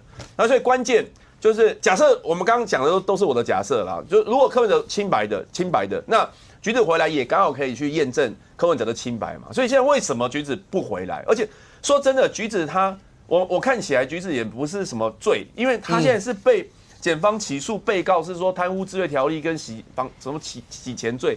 但是橘子就是跟在柯文哲旁边的人啊，柯文哲拿到钱之后叫他托给谁啊，或者拿给谁，他的充其量就只是帮忙当快递把钱送给别人的。这个居然可以被列为就是贪污的被告，感觉好像是。他来帮忙违背职务收贿，或者是他来帮忙图利，他没有那个能力嘛，他没有那个职务的权利可以做这个事情，也没有这个实质影响力，所以实际上我觉得检方去跟他讲清楚，就说这个我们只是吓你啊，其实因为你们都没出现，我知道先列。那如果你回来之后，可以用什么方式把你，比如转为污点或证人或什么，可以让你的这个追诉可以降低。其实我觉得他是有可能。我举邵秀佩的例子啊，邵秀佩是图利罪5年以上，然后检方直接具体求刑，因为最少5年嘛，5年以上就要，所以检方具体求刑5年，缓刑2年，意思就是赵秀佩没事，你也不用做，什么都不用，图利罪5年以上够重了吧？而且他的角色如果在过程当中，比起你刚刚讲橘子上快递，然后只不过送的，所以我一直都没办法理解，就是为什么没有人会，我不知道，因为根本找不到橘子啊。现在如果有，包括他的家事，他们家如果找律师可以跟橘子讲的话，这种案子。你只要找到一个资深律师办过这种案子，肯定可以跟检方大家讨论说，如果他愿意怎么做，包括我们的贪污治罪条例里面也有他可以去做某种程度从宽的一些处理啊。可是现在看起来不知道，因为都没有人联络得到。不知道有没有人联络到，搞不好有人联络到嘛。所以昨天游淑慧有在猜嘛，说是不是有人恐吓橘子说，你不能回来，你回来一定会被压，你回来就自投罗网就惨了。可也可能有人这样吓他。对，那昨天淑慧就是这样猜测，但是结果到底是怎么样，我们是不得而知啊。但是橘子回来就是可以让大家知道非常多的事情。那柯文哲现在其实麻烦也不是只有这个而已嘛，他现在监察院也在查他，因为那个他那个政治现金是归那个监察院管的嘛，监察院也要做一些行政处分，然后监察院那监察院就列了很多柯文哲政治现金可能有问题的部分，寄信到那个看守所，叫柯文哲来回答。好，然后这个所以民众党人不爽啊，民众党就说哇，已经被检方查成这个样子了，你监察院也要来凑一咖，这只是怎样？不能等到柯文哲出去再，可能他们会这样觉得。然后第二个是说，他们我讲白了，我看媒体上他们直接讲说，国家机器要搞成这个样子，在这种时候要赶尽杀绝吗？对啊，你这个有那么急吗？他现在都已经在这个被检调这样查的过程了，你现在监察院有这么急吗？那监察院的说法是说他们想要赶快结案呐，因为这个现在要柯文哲赶快回答完之后，他们才能送监察院里面的廉政委员会来决定怎么处分要罚多少钱或什么之类的。但是在民众党又找到另外一个问题，他说当时柯文哲9月份写了一个辞职信，说要寄出去，说要辞职啊，你们就不让柯文哲寄，然后后来柯文哲有一个信也寄出去也不见了，那你现在呢就让那个监察院寄信给柯文哲，叫他回答啊，厚一点啊，柯文哲要怎么答啦？然后柯文哲还要委托别人，这不是找麻烦吗？其实我可以他们理解他们的心情啊，但是对，所以监察院不要那么急啦。但柯文哲还有给台北市政府惹另外一个麻烦，焦哥你知道吗？因为现在起诉书出来了嘛，对不对？然后台北市政府就被他们的议员要求说，那你金华城的20%的龙奖，龙奖那要不要追讨回来？追讨回来啊！就本来是说去年底的时候要成立一个委员会来讨论嘛，就那个会议是开不成，你知道为什么吗？找不到委员，没有人愿意要当这个委员。那所以李四川说他们会尽量去找啦，下个礼拜1。礼拜2一定会想办法开成，但他们是希望顶越自己变更设计啦，因为你如果要台北市有可能就是不让你做施工勘验，搞不好就停工啊。你变更设计，你还可以设计成你自己可能想要的样子，所以他们现在是希望顶越自己处理。1月11号的订购机你会不会去？订购机我目前还没有思考到那个问题，但我知道我们党是蛮多有人会去，因为黄国昌在媒体上讲说很多蓝营的有跟他接触表达意愿，或像什么张立善要去，因为张立善去的原因是因为他那个活动其实是要求司法正义的，那张立善自己有被司法不公过，因为他曾经有一个调查官，2022年张立善在选举的时候，有个调查官就是教唆别人做伪证，要指控张立善有贿选，他觉得这个司法好像被人操弄。那我觉得我们国民党去的话，当然不可能是说声援柯文哲无罪啦，而是说这个柯文哲被侦办的过程当中，有没有被司法不公平的对待，或者是违反无罪推定，或者是有侦查不公开变成侦查全公开？我觉得这个部分不是只有适用柯文哲，是适用所有人。可是如果要去的话，过程当中假设你可以想象现场一定是要帮柯文哲讨公道嘛？如果现场就要喊说那个赖清德放人，然后那个柯文哲无罪或什么，那如果去国民党的人去，那你总不可能在这个时候等一下，我先回避一下，你们喊完以后我再进来，不可能嘛？对，那就整体上来讲的话，等于也是在帮他背书，会不会？这要看他那个流程设计，就说如果群众喊口号，你怎么去控制流程啦？就如果流程设计上是主要都是针对这个司法不公的部分，然后说你怎么可以侦查全公开呢？你为什么好像对柯文哲特别因为我今天其实我也有看到检察官有的检察官匿名在检察官论坛，其实也有在帮柯文哲的案子司法的问题有去说啊。请问一下，一中刚才讲说国民党朱立伦开绿灯嘛，对，然后朱立伦不会参加，可是开绿灯，党职公职人员可以自行选择要不要去。对，一中的角度是觉得国民党坏心，要狼告羞嘎，然后要那个鹬蚌相争，渔翁得利，你是这样讲的吗？而且国民党坏心的程度是啊，他们不去管柯文哲的司法，他们巴不得柯文哲的司法就倒掉。他们要的是柯文哲外面这些小草，因为柯文哲的司法案把它连结到是赖清德就不关人，然后对那个赖清德的恨之后就会转移。那你知道，因为民众党现在基本上已经泡沫，它已经不是之前那个大颗的民众党，所以这些小草即便已经萎缩，但是还是有很多草。那这些草，这100-200，也许有100-200万的这些草，那他们在下一次选举，不管是2026跟2028的时候，他们势必会选择一个只要是赖清德支，他们就不要。所以国民党在玩这个两码子，所以你国民党如果真的那么支持，你就动员党公子去一句话一歪嘛，因为他不想跟柯文哲沾上，可是他又想要收刮外面这些小草的心嘛。来直接回应是吗？没有啦，你这有读心术哦，我们没有这样子，我们没有这样子，我们就单纯就议题，因为国内就3大党嘛，民进党、国民党、民众党。那当民众党遇到这个事情，大家就会来问我们态度嘛。那我们主席就是，我觉得主席讲也 OK 啊，我们声援司法正义啊，但是那个活动大家就开放嘛，愿意去就去，不愿意去就不去。我觉得这个态度是 OK， 没有想那么多啦。哪有什么司法正义？那个活动就是声援柯文哲，就是要保柯文哲，就是爱柯文哲，哪有什么司法正义这件事情？我讲了，如果国民党要声援司法正义也很好啊。林之妙去了，杨文科去了，这个严宽恒去，他们都被司法有的被起诉，有的被一审判刑了。他们要不要去一下？国民党要帮这些人喊冤呢？你帮柯文哲喊什么冤？没有，袁志健没有。他不会那个流程最好能够去，可是我不会去帮他喊冤，只是喊司法正义。没有，如大家想想看，黄国昌这个定勾机这个事情哈，到了街头上会不会有支持者说放人？司法迫害，还柯文哲公道。大家认为会不会有这个举牌？一定会嘛。不然黄国昌办这个活动干什么？那国民党的人去参加之后，看到这个还你不要举，这个不好。我们是来所以司法不公的，我没有要声援柯文哲，不可能嘛。一定会的。那其实我问过蛮多国民党的朋友，他说，针对柯文哲的事情已经进入司法了，我们没有意见，但是司法不公，我要抗议，这是什么逻辑啊？已经把柯文哲交给法院去起诉了哈，由法院来办。可是我对法院判决我是有意见的。这个你不会觉得这逻辑错乱吗？就是挺柯文哲清白了，没有什么好讲的。对，根本不是司法不公，另外再办一场嘛。对，这就是叫钟小平去闹场。那就是要支持，没有钟小平不能去，钟小平或是游淑慧去了，就不是定狗机了，就要被围殴。他们俩不可能去的啦。对啊，钟小平就是去闹场啊。对，然后你们国民党还挺。你们都没有帮林智妙办一场，你去挺那个没有，不是我们是他我不需要。然后呢，去帮柯文哲去站台，没有这个1月11号去，绝对是挺柯文哲的，绝对是挺柯文哲的。为什么很多国民党的基层的民意代表不敢去？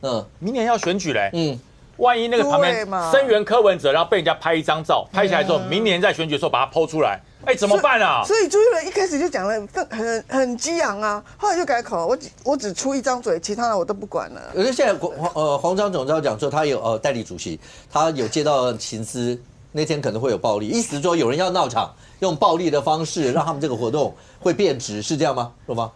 我觉得。黄国昌代理主席的消息来源，我尊重他啦。但是你看，他们除了这一场的这个什么定勾机这一场，他们前面有多少场的是为了声援柯文哲集结？有多少场？都是，全部都是。那全部都是。其实你看，每一场其实都是一样啊，主持没变，都是柯文哲啊。后面的形容词也没变啊，司法迫害啊，司法不公啊，政治办案啊。他们每一场从一开始的集结到111的这个定勾机，其实全部都是一样的内容。那你说有人去闹场吗？除了钟小平跟游淑慧，除非你要把这个四叉猫当做反串去闹场，但四叉猫我们也知道，他都是去那边数人头啦、数椅子啦，都是这样子。但是我觉得应该要说，国民党自己是不是要思考一下，如果你去到那边，真的就像刚刚讲的，放柯文哲，那我要讲这场他们讲说是司法不公，那要不要连朱雅虎也一起喊，应小薇要不要一起喊，还有沈庆金要不要一起喊？因为他们4个都在里面啊，全部都同样一个案子啊，然后全部都是被侦办的啊。那你说司法不公要喊的时候，是不是4个都要喊，还是你只喊柯文哲一个？那如果说今天是张丽善要去，那他是不是也要帮他哥哥之前的事情喊冤？因为他哥哥之前也是那个绿电的光电这个部分被贪污、被起诉、有被关嘛。那严宽恒是不是要帮他爸爸也喊一下？那严清标之前也很多案子，那傅昆萁要不要也喊一下？因为他之前也有司法的案子啊。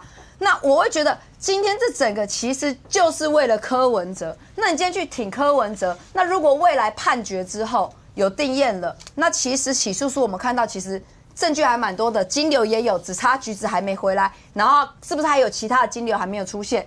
那未来如果出现判决结束之后，已经定验了之后，那这一场到底算什么？民进党就会很高兴啊，因为他们都挺贪腐啊。贪腐啊！第一个，我觉得国民党人还是分得开啦，但是就是要注意我刚刚讲的状况，就是说，如果这一定会出现嘛？如果就是说技术上怎么技术上要怎么弄？但民众刚讲的没有考虑，你们就喊沈庆金，因为是国民党之前的。民众刚刚讲的，其实国民党考不考虑就自己办一场，就是维护司法正义啊什么，就。那样你们就比较好控制，一定不会出现什么放赖清德放人、柯文哲那有考虑像这样。不行，这样办小草就生气，他们就没有办法。你这一说他们就是要小草，他们就是要小草的心嘛，小草的票。你跟他说，他就是觉得你们只是要小草。因为他是那个时事评论员，就会从政治的角度，但是我们主要是维护司法正义。因为确实我们现在就是真的觉得司法有很多需要改革的地方，真的是有啦。像所以我们现在在国会，我们也推很多法案嘛，比如说推什么妨碍司法公正罪啊，或者是什么弃保潜逃罪这一类的。那这一类的东西在立法院蓝白当然都是在一起的，尤其是像黄国昌跟国民党立委，其实我觉得合作是非常的密切。那当黄国昌他现在代理主席，他要办一个以司法公正为名的游行，国民党立委跑去声援这件事情，我觉得是蛮正当也合理，而且很自然。那当然会不会现场忽然间开花变成说释放柯文哲？那我是不知道说那现场我们的委员会怎么处理，也许大家可以解释啦，就说我们是在声援司法正义的，对，最好了。来，要不要简单回一下？不是啊，这个听起来就很矛盾嘛。就原之在不同的节目里面，针对柯文哲的这几个案子里面，你也有发表，就是说你对于他的这些疑点的部分，然后你现在讲说他是被司法迫害，那你告诉我到底哪一个是真实的？不是不牵扯个案，不是个案的部分，所以就回来了嘛。我赞成刚刚敏凤讲的啊。林姿妙这么大的案子，国民党都没有人声援他。林姿妙也喊冤林姿妙也出来喊说我是清清白白，我这次也被迫害，国民党一个人都不理他。然后今天为了一个柯文哲说，我觉得也是正常啊，因为我们司法就是这样。那对林姿妙来讲情何以堪啊？他也是党内同志啊。所以我觉得这件事情为什么朱立伦喊完之后，你会发现大家都在调整了。多少几个在这边节目里面有被问到国民党的，其实都讲，我们其实也没接到通知啊，也没有人告诉我们该怎么样去啊，就变成水洗嘛，好不好？你们开开心心，你们想去就去。但我就讲，就是说朱立伦那个其实是失言的啦。当你今天为了一个柯文哲说，好，我们就决定去挺，说这个一定勾基，他不会不知道他针对的对象叫做赖清德。那个是黄国昌，他们在搞这个事情，是把拿一个司法来作为一个政治上面的运动。当朱立伦一开口出来的时候，国民党内其实就是有反对的意见所以后来为什么大家在这件事情上就不太愿意去谈了？因为很简单国民党内多少不要讲好像很多，有几个也是在司法案件里面在那里苦海浮沉的，国民党几个人去声援过他们。OK， 来我们先休息一下，广告以后马上回来。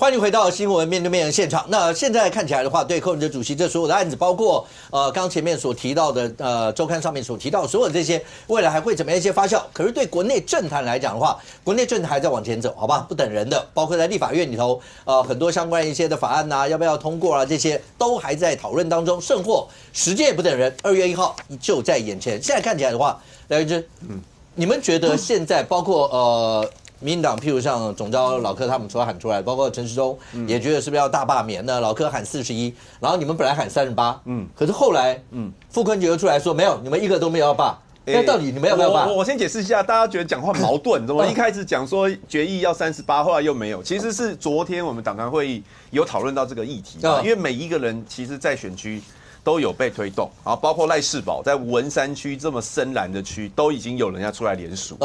那所以当然在会中，像赖士葆他们就有倡议说，啊，民进党如果要罢我们41个，那当然我们也要反制罢38个，就所有区域大家全部对，大家都罢嘛。然后后来赖士葆出去受访的时候，他把它讲成就是说，啊，我们党团已经做成决议要去罢民进党的38。但实际上我们在会中没有决议，只是他有倡议，大家有发言一下，没有决议，没有决议这件事情。所以后来那个傅昆萁或其他的党团的干部就说没有这件事情。然后今天下午的时候，我们主席的讲法啦，最新的讲法是说我们叫做以战备战而不求战，大概就是这个意思，就是说我们国军的口号吧，那是蒋中正的口号吗？我们不会主动和平未到最后关头绝不放弃，和平牺牲不到最后关头绝不轻言牺牲。在国民党现在就是还是属于威吓阶段，就是叫嚣，就是说你敢动我们的话，我们就要罢你们喽，还在叫嚣阶段，还没有行动。可是实际上，民进党早就行动了。我就讲你讲你自己，对我讲我那一区嘛，就表面上是什么公民团体，但是实际上有一个联署站，那在一个理发店的前面，然后后来我支持者就跑去问那个理发店说，你干嘛让人家摆这个？他就说某前立委叫他摆的啊。然后有里长也跟我讲啊，里长跟我讲说。那什么，有2个民进党的议员呢，都一直叫我帮忙收联署书啊，但是因为你服务很好，你都有帮我们的忙，这样我就被鼓了，所以我们拒绝。那里长也搞得很为难，所以其实地方很小嘛，大家都知道说公民团体是台面上的，台面下谁在弄联署这些东西，都是民进党在弄的。那我们这区是这样，那当然我认为其他区也是这样，因为各区现在都是被联署当中。那个规模之大，我跟你知道吗？现在在板桥街头，那个骑那个 Foodpanda 送那个食物的，整个后面那个箱子都贴罢免我的看板了。那个要多少资源呢？你这么红啊？对，那个要多少资源呢？那个要很多钱呢。对啊，对，所以帮你打广告。你说后面没有人在有组织、有系统在推，我才不相信。所以很多人在讲说，哎呀，柯建铭是不是跟赖清德不同调？我觉得绝对不是这样。我认为是他不小心讲了大白话。就把这个事情把它讲出来了，就是民进党现在就是要罢免我们41个立委，然后呢，看看有没有机会，他说他要把韩国瑜拉下来，他要主持院会嘛。那当然，我觉得以我的态度了哈，我会觉得党部也不用在那边叫嚣以罢制罢了，人家都已经在我那边都几个月了，你现在就主战。你觉得要就大家一定要啊！而且我们党是我觉得有点忧残危机，是说，哎呀，那民进党这样弄我们弄回去，这样不是中间选民或谁会觉得说你们2党一样在乱吗？现在他会这样子觉得，但是我认为中间选民如果看到国民党被民进党这样全面推动，然后手无缚鸡之力，那中间选民又怎么样去期待说你这个在野党可以给执政党好好的监督？你连这个捍卫自己都不敢的，你还怎么监督执政党？林凤，原子讲的时候，你为什么一抹很奇怪的微笑？没有，很有趣啊。你觉得他认为是民进党全面在推动，是吗？没有，其实。不是，如果说国民党38，然后民进党41，我很赞成啊，共识决了，就是今年全国重选，全面改选，好棒哦，我觉得很棒。可是偏偏今天下午中常会说，总统说这个定调还是先走穷尽所有宪政的一些程序，所有的程序要走完。然后罢免是尊重民意嘛，然后这个右昌在这个接受访问就说，总统不可能一上台就开始制造所谓对立的一个气氛啊，所以说这个就是说我党部目前根本不会动。好，就是说我这还没有执政满1年，我就对发起全面性的抗争，这个不符合这个整个总统的意思啦。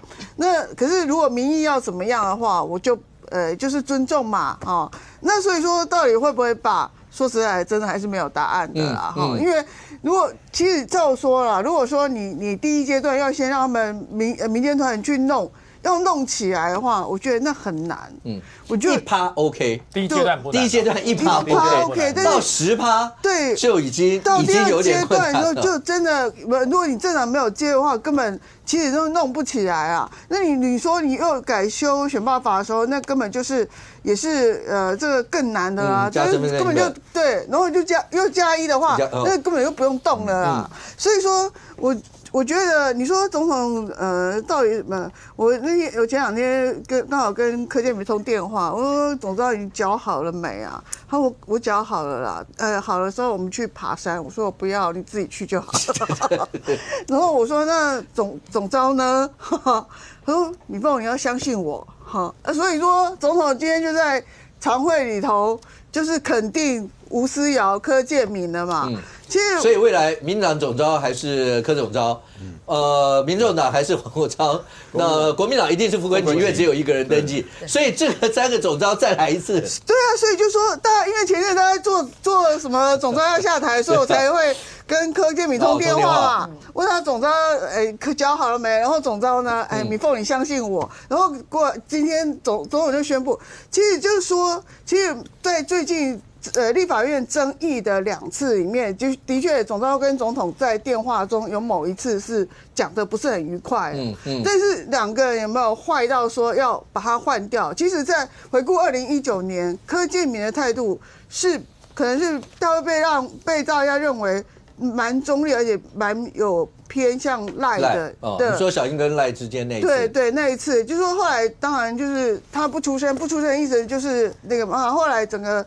就党部也是要倾向，就说整个就是延后这个初选，就是让了之后才整个走嘛。所以你说我看那个蓝的电视台就说2个人什么不满或怎样，其实蔡英文刚上台的时候也是蛮讨厌柯建铭的啊。那柯建铭因为外在形象不晓得怎样，都被一直讲嘛。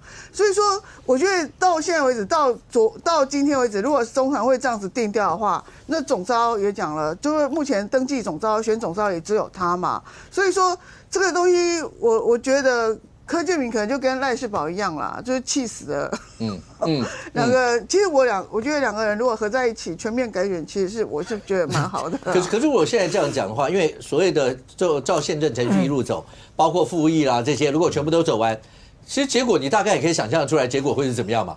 因为蓝白就是这么多，数学你只要学过基本数学，所以你还是不知道嘛？就说因为你走完程序，那而且那你还是要面对。对，而且总统每次都提我是那个什么这叫做什么复议什么东西？对啊，复议的结果大家也知道嘛。那他连院纪协调他也没有提啊，然后他就跟党内人讲说雷震以前怎样，又回到古早时代，因为我们的总统年纪就是历史比较多，所以他又开始讲说雷震有提一套什么宪法的什么解决方案，有人跟我讲过一遍，但是我听了记不起来，所以说我也不晓得他什么叫做穷尽宪法之所谓的所有的程序，然后尊重罢免的民意啦，那。不晓得，那过完年大家看看嘛。罢免，日子好过不好过。民团在推这些的时候，你的感受会怎么样？真的，像元之觉得好像在全国各地，他们的41个，全部都有被这样推吗？因为媒体上有挑，譬如说花莲啦，连花莲大家觉得说，那傅昆萁这么牢的一个地区，也媒体上新闻有吧？台东也有，有很多区大家在新闻没看到，也都有。所以真的，你感受到民团是怎么样？不，他这种就是有一种你知道就是。难道我们要坐以待毙吗？你看到国会，因为青鸟运动我都有去嘛，你看到里面那些国会，他们就挟着蓝白的多数，然后甚至很多重要，比如说像财划法这些，就直接就给他过去了。那我问你，那难道你就是坐以待毙？就因为我选出一个立委，所以未来保障他们4年，所以未来这4年反正就是蓝加白一定大于绿，所以未来4年他们要干嘛？我就是随便就举双手投降，然后等下一次再来投票嘛，总是要有个动作嘛。而且我觉得中国国民党最应该支持罢免制度啊，因为他们的总理孙中山最喜欢讲罢免。孙中山一支嘴我爱讲孙大炮，人民有选举罢免，创制复决，所以这个罢免不是每个国家有，但是孙中山最爱讲罢免，所以这个东西中国国民党更应该要支持。可是问题是，你看到中国国民党第一个把那个联署的加严要身份证，然后现在显然还有第2个准备更杀伤力更大，就是所谓的+1，就是说你的罢免票要高于，这个基本上就是封杀罢免制度啦。所以这个东西对于外面的民团来讲，那当然要有一些动作。当然我可以理解，不可能全部都100%罢免，但是有一些就是有一些选区可能大家认为仇恨度比较高的，或者是说罢免相对比较有可能，他们就会去做。他为什么会是仇恨度比较高的？我觉得他是知名度高，他不是仇恨度高。对啊，因为他整仇天恨度比较高的是徐巧芯啊。对，所以他是因为知名度高。他是说我们什么软柿子啦，因为我赢的比较少，2000多票，所以是软柿子。然后之前又有一个谣言，就是说什么哎，我都不知道自己当选还会上节目什么，就都是谣言，然后就针对我。但是我要讲的是说，这是谣言。不是，他们是说什么？我在录影的时候，忽然觉得自己会当选，然后赶快离开。哪有？我们早就知道自己会当选，就约到6点要回去，就很多谣言就对了。然后但重点是，小哥我要讲的是说，我为什么赢的比较少，是因为过去8年我们内区是绿的嘛，我是非常努力，加倍努力，靠着我扎实的服务跟优质的问政，我才把绿地变蓝天。如果说我这几年继续扎实的服务、优质的问政，我下次就赢更多啊。哪有说哦，你因为你翻盘，你赢的少，我要把你罢掉？我真不知道这个。刘宝，你刚刚的哈哈是什么意思？没有，就是如果你讲说我扎实的问政、优质的服务，其实现在也不用怕啦，因为你已经打下了一些基础在，而且你又从议员都在同一个选区，其实本来就有一些基本盘，应该也不用怕，你应该就可以像徐巧芯一样，我又不怕罢免，不是啊，对不对？其实就不用怕啦。是说你怎么可以用这个理由罢免我？没有说我怕，没有。叶元之还有一个，我告诉你，因为在叶元之不怕嘛，就你听我上次有举一个例子嘛，譬如说我要揍那个揍将军，然后将军说，然后你不会打我，说你怕痛吗？我说不能，这个逻辑不对，不是说我怕不怕的问题，对，不是我怕不怕的问题，应该是说我不晓得，因为元之可能遇到的都是那个跟他支持他的，但像我们就会遇到不支持你的，或者是对你的言论有一些意见的。所以你应该可以去问问看别人，对，那为什么你要叫软柿子？然后后面还有一个叫做那个硬凹汁啊，那都是你们取的，对啊，这不是我们取的，像我们也会给民进党的立委取名字啊，也是不好听的。你的在某些言论上面再会有一些仇恨啦，那只是你的仇恨值没有像徐巧芯来这么高，可是我觉得应该要回过头来讲一下说。为什么这些团体要在遍地开花，所有的地方都会设立这样子的一个罢免的这个罢免站嘛？那而且你去网络上看，包含说这个罗志祥大安区也超级蓝的一个地方，他放在捷运站旁边那边，也那个影片超多人在排队的，要签联署要罢免。我觉得应该是要回头去想一下说。为什么大家要在这个时间点全部一窝蜂，而且很多人即便在很蓝的地方，还是有这么多人愿意站出来去签，就是因为这一年在立法院里面，你们推了这些有的没有的法案。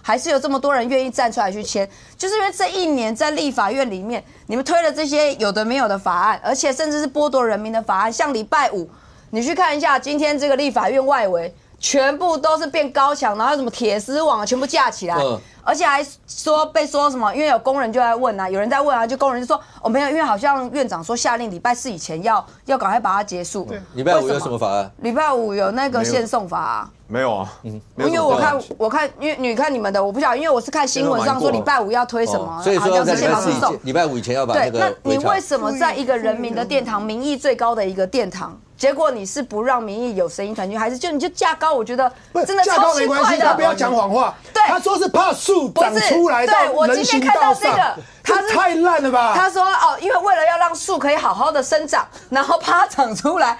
我跟你讲说，用树，你搞完弄做啥会给哪？对，可是这整个是好。如果不是，那本来那个外面人就不能爬进来嘛，那个跟高低无关嘛。而且之前青鸟进来也不是爬树，之前是12月20号的时候，柯建铭带着2、3个立委。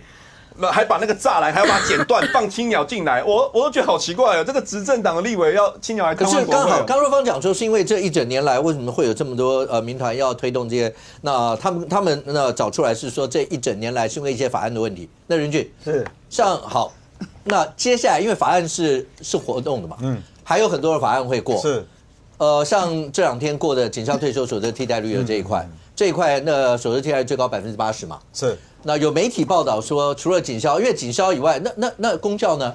军公教呢？会不会是下一波？也就是说，那个时候军公教在所得替代率检讨的那些问题，对，现在会再回去了，通回了，对，再回去。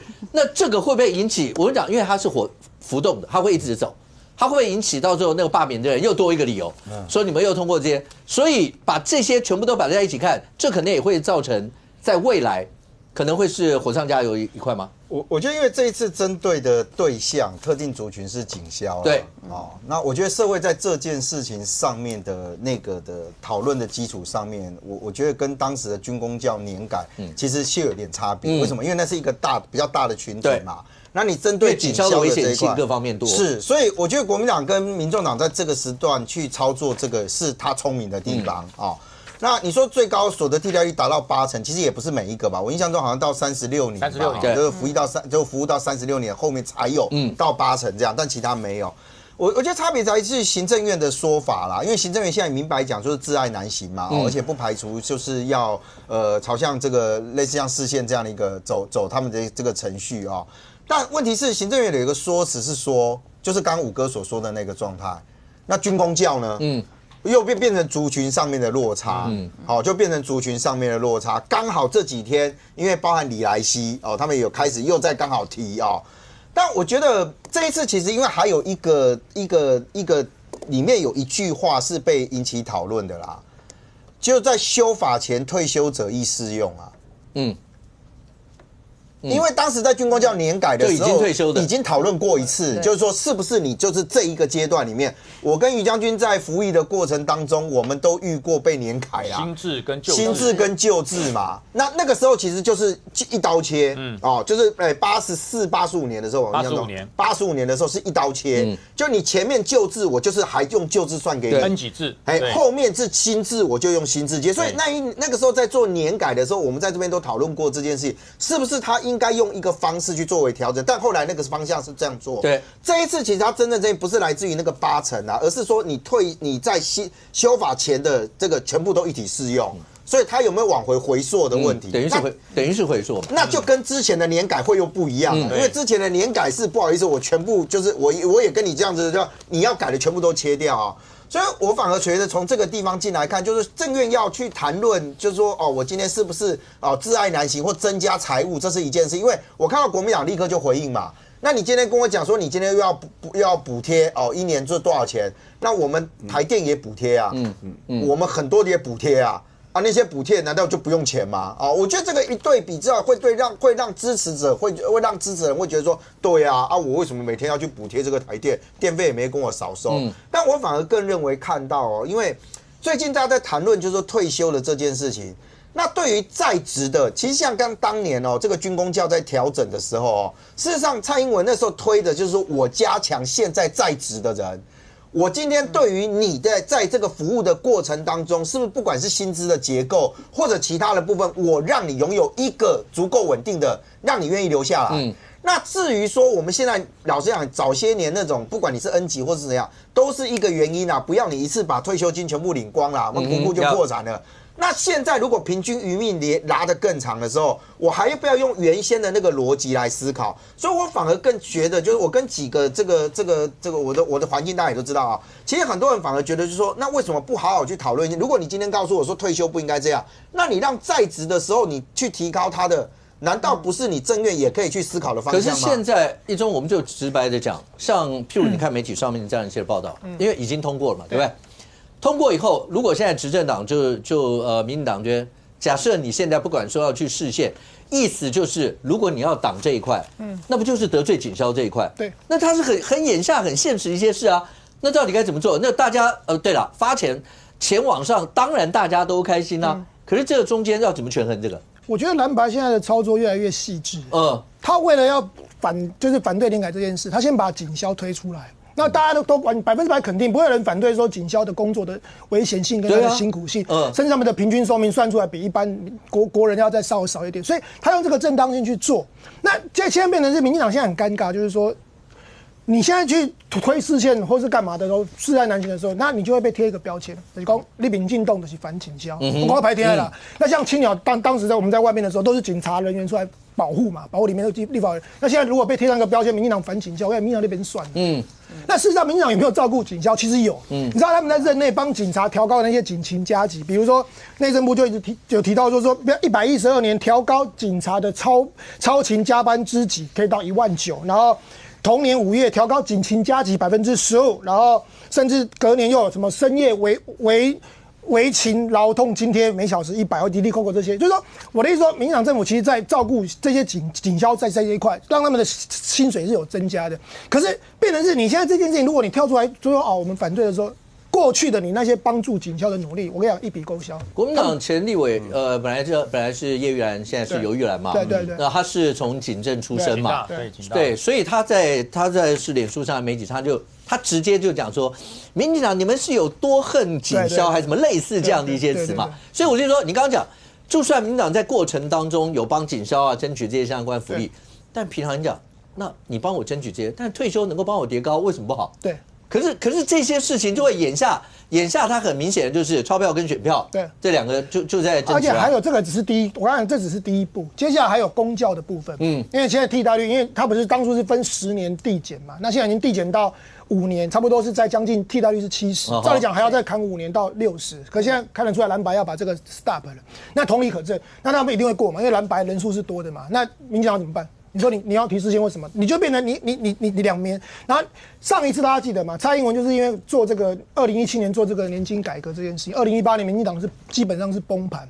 那是因为后来是因为反送中，所以韩国瑜后来才输掉。如果没有反送中因素的话，民进党基本上趴下去。所以我觉得他们这一招现在搞的就是整个世代对立，而且还有一句话，就是我看到公教朋友讲一句话，就是说当初年改的时候是改军公教啊，大家因为共体时间，那接下来说要改劳保，其实劳保是最容易破产的，结果这么多年来。劳保没有动，劳保就是每年政府拨补1000亿，那这个东西很少了，不用再改了。没有，我的意思说，对，所以这变成是职业对立。你看，现在大家只要讲到钱，大家 kimochi 都卖嘛，所以这东西会变成，我觉得精算很重要。就是说，甚至昨天也有提到，就是说，权力部长说警察这样退休以后领的比常次、比大学教授高。第一个。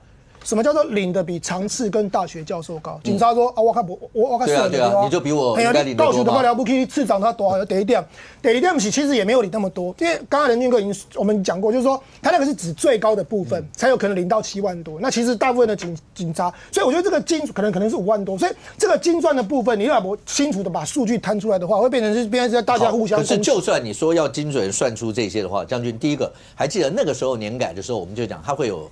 世代对立的问题，职业对立的问题，所以那个是要非常细腻的去处理。但现在看起来，如果照刚义忠那样讲，那不管怎么做，对于蓝白来讲的话，等于都是会得分的一块，是这样吗？不见得，不见得，因为我讲年改我研究了非常久，因为我就讲嘛，我退休不到2年就被年改了，那个损失非常惨重。但是我要告诉大家年改的问题在于哪里？当年2016年蔡英文改是要把它减少，那是经过像国军是经过国防部去精算，如何减少可以让这个基金向后面延续后面10年、20年后才破产。他没有说不会破产延后破产。那现在是从减少变多，那各位很简单的算法就会提前破产嘛，那很多人说台湾现在有钱了，台湾现在收入变高了，我们的年年的税入都超支。会年年超吗？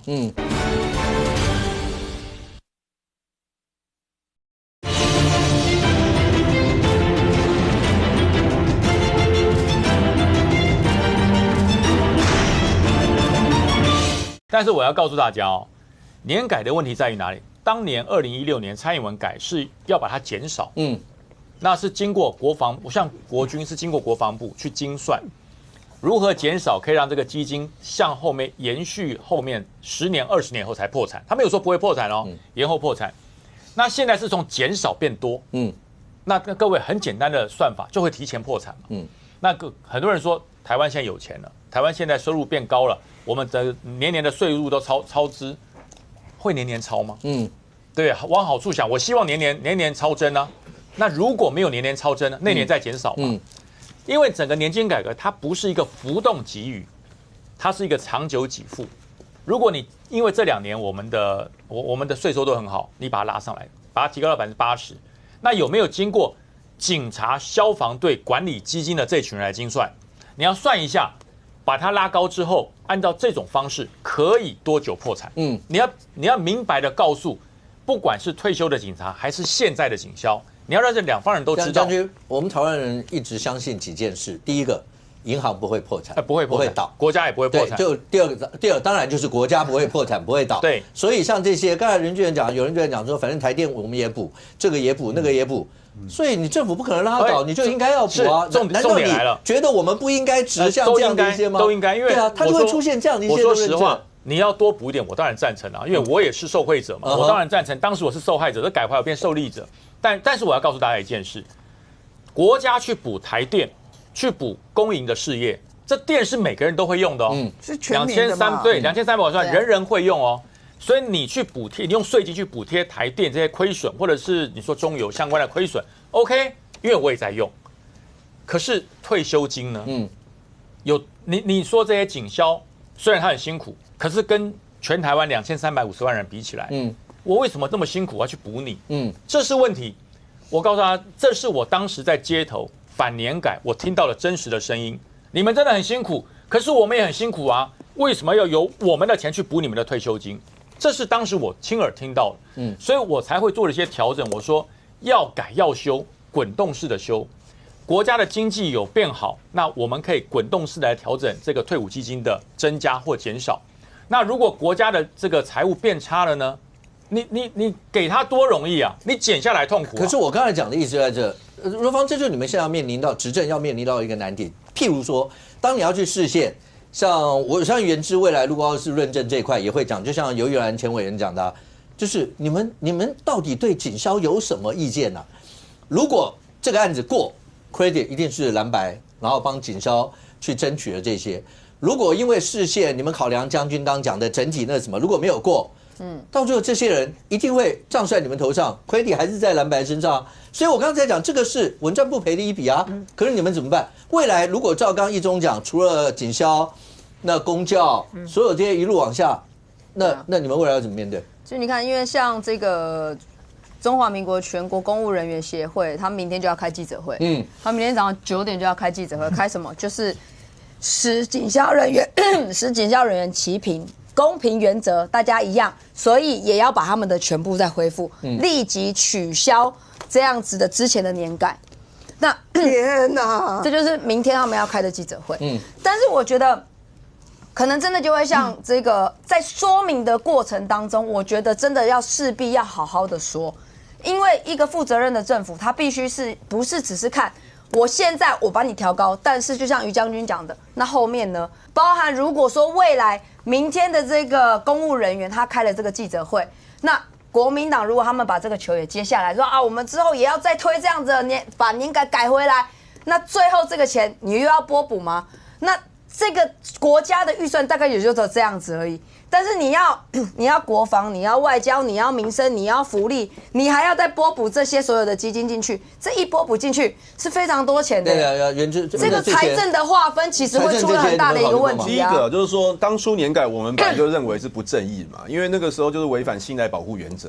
当初这些公教人员，因为我昨天也有跟这个消防人员在聊啊，他说他那个时候加入这个消防的工作，就是相信国家退休会给他一个保障。所以他同年龄的其他人在企业赚都比他多，可是他觉得保障会比较好。那后来忽然间就遇到年改了，那影响到他的退休的收入嘛。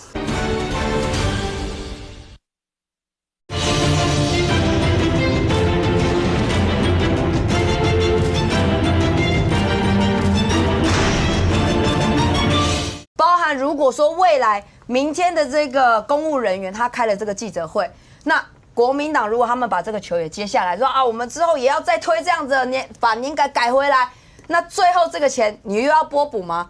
那这个国家的预算大概也就只有这样子而已。